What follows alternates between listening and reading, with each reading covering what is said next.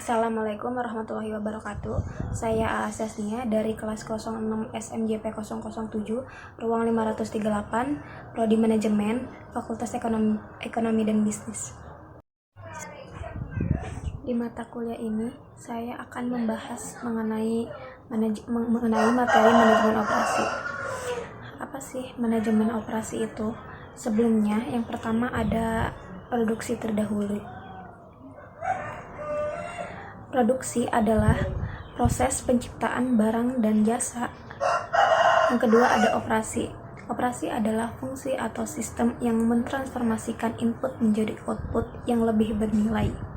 Lalu setelahnya, manajemen operasi adalah suatu kegiatan yang berhubungan dengan pembuatan barang, jasa, atau kombinasinya melalui proses transformasi dari sumber daya produksi menjadi output yang diinginkan.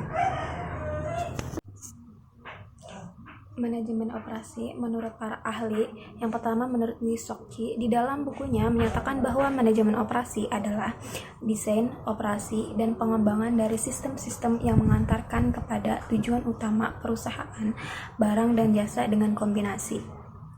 Kedua, manajemen operasi menurut Heiser dan Rander adalah serangkaian aktivitas yang menghasilkan nilai dalam bentuk barang dan jasa dengan mengubah input menjadi output.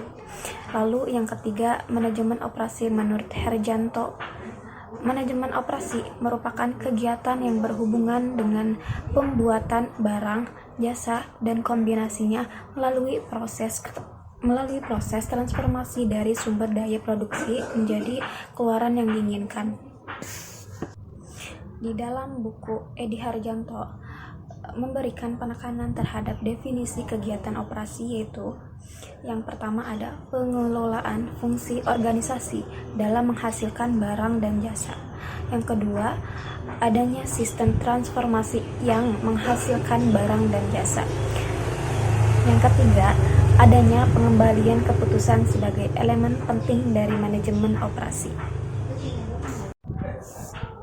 Selanjutnya ada fungsi manajemen operasi.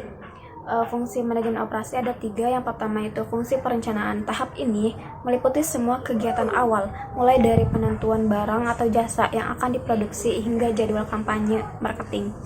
Yang kedua ada fungsi pengorganisasian. Karena dapat menjalankan semua kegiatan bisnis, maka diperlukan menentukan sumber daya manusia yang dibutuhkan. Selain itu juga perlu menetapkan kapabilitas atau skill set yang memenuhi kebutuhan bisnis.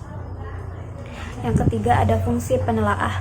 Di tahap ini merupakan tahap peninjauan yang meliputi semua kegiatan untuk memperoleh keterangan tentang setiap kegiatan operasi dan produksi. Fungsi yang selanjutnya ada fungsi pengawasan. Fungsi ini mencakup semua aktivitas yang bertujuan mengarahkan dan menjamin agar berbagai kegiatan yang telah dan sedang dikerjakan sesuai dengan perencanaan. Selanjutnya ada ruang lingkup manajemen operasi. Ada 3. Yang pertama itu perencanaan sistem produksi, yang kedua pengendalian produksi, yang ketiga ada sistem informasi produksi. Yang pertama perencanaan sistem produksi. Pada ruang lingkup ini, perencanaan sistem produksi dimulai dari proses perencanaan produksi yang bertujuan untuk menghasilkan barang atau jasa yang diproduksi pasti berdasarkan permintaan atau kebutuhan para konsumen. Umumnya, sistem ini mencakup kuantitas, harga, kualitas, dan waktu. Dalam ruang lingkup ini ada 4 hal yang harus diperhatikan. Pertama, penentuan tata letak fasilitas pabrik. Yang kedua, penentuan lokasi pabrik. Yang ketiga, perencanaan lingkungan kerja. Keempat, permasalahan yang standar. Selanjutnya ada ruang lingkup pengendalian produksi. Ruang lingkup ini dilakukan berdasarkan perencanaan yang sudah dibuat sebelumnya. Di dalam perencanaan produksi, biasanya terdapat berbagai kebijakan dan standar yang harus dipenuhi. Dengan adanya pengendalian produksi, potensi keuntungan suatu perusahaan dapat dimaksimalkan dengan cara yaitu meminimalisasi berbagai kesalahan yang dapat merugikan. Pengendalian produksi dibagi menjadi ke dalam 5 bagian, yaitu yang pertama ada pengendalian bahan baku. Di sini yaitu mengatur tentang pemindahan, pengemasan, dan penyimpanan berbagai bentuk dan jenis bahan baku. Yang kedua ada pengendalian biaya produksi. Yaitu di sini analisis biaya produksi yang digunakan untuk mendapatkan keuntungan secara optimal. Selanjutnya ada pengendalian tenaga kerja. Di sini yang dimaksudkan yaitu merajuk kuantitas dan kualitas tenaga kerja sehingga proses produksi dapat berjalan optimal.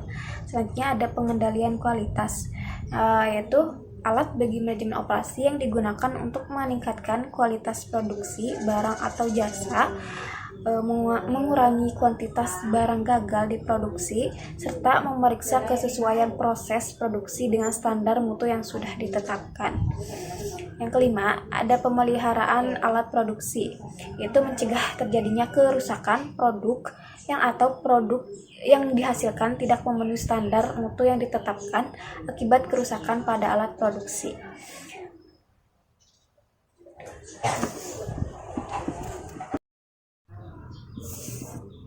Selanjutnya ada ruang lingkup sistem informasi produksi. Di sini terdapat 3 bagian. Yang pertama yaitu sistem informasi struktur organisasi, yang kedua produksi atas dasar pemesanan, yang ketiga produksi untuk pasar.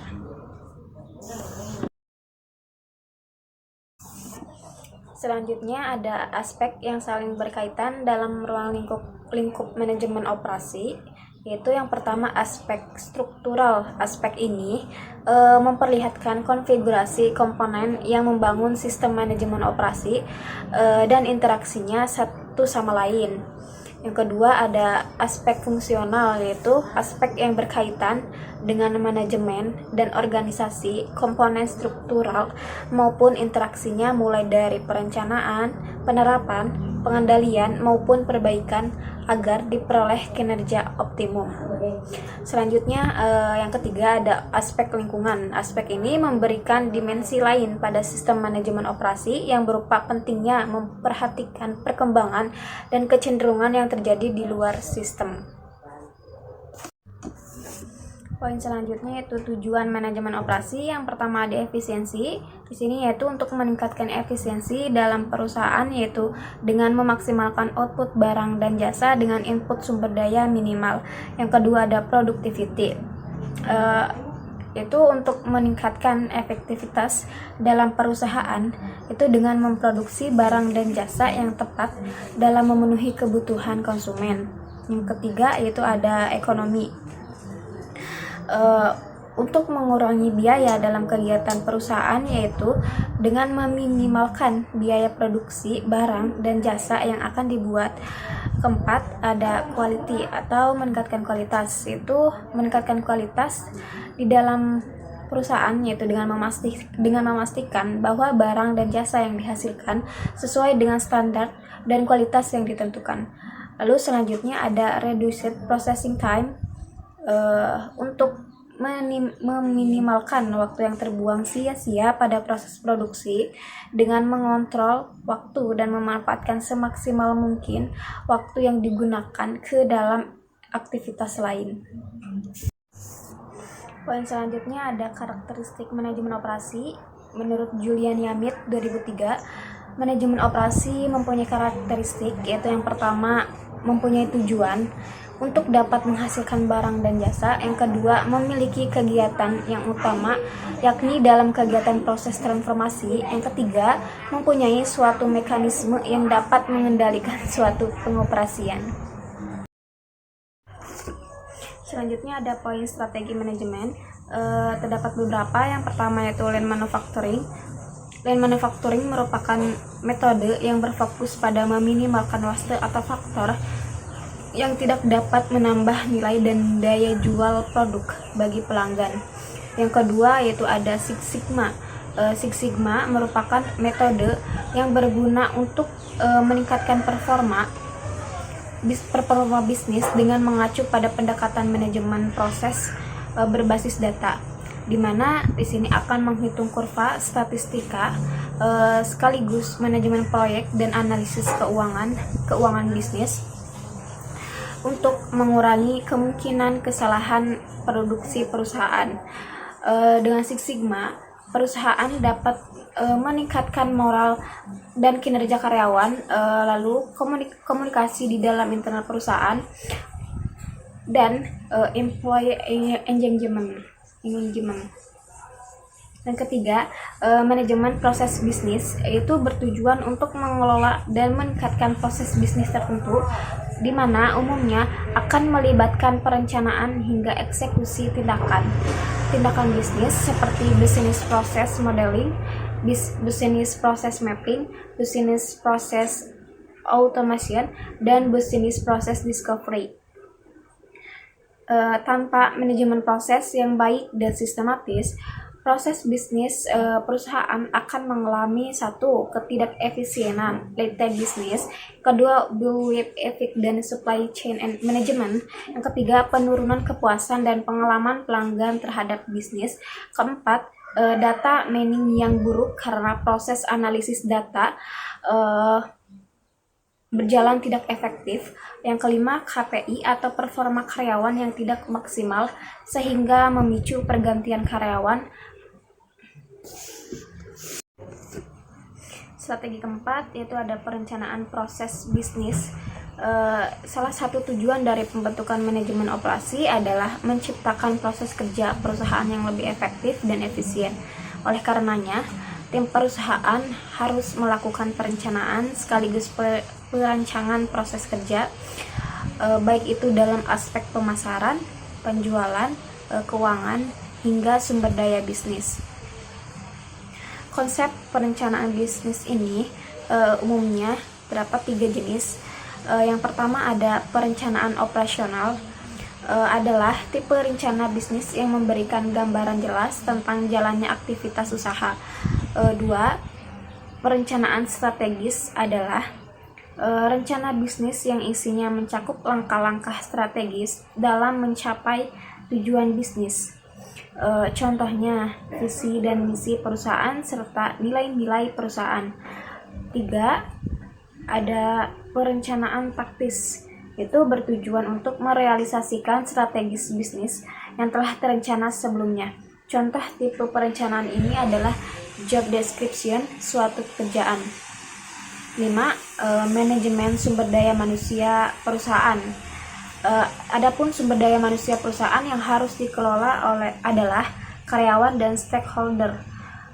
Selain itu, proses manajemen ini membuat perusahaan juga mengatur kepuasan pelanggan, hubungan baik dengan pelanggan, quality control, waktu dan fasilitas produksi, sumber daya teknologi, dan struktur organisasi sebagai gambaran keberhasilan perusahaan dalam merencanakan business plan hingga melaksanakan proses bisnis. Poin terakhir yaitu kesimpulan dari materi yang ada, bahwa menunjukkan bahwa manajemen operasi adalah sistem yang penting dalam perusahaan. Jadi keaktivitasan dan efisiensi manajemen operasi berdampak besar pada perusahaan. Sistem pada manajemen ini memiliki peran untuk membuat produk yang dihasilkan sesuai standar operasi yang telah ditentukan. Produk yang dihasilkan juga harus mampu memuaskan kebutuhan konsumen.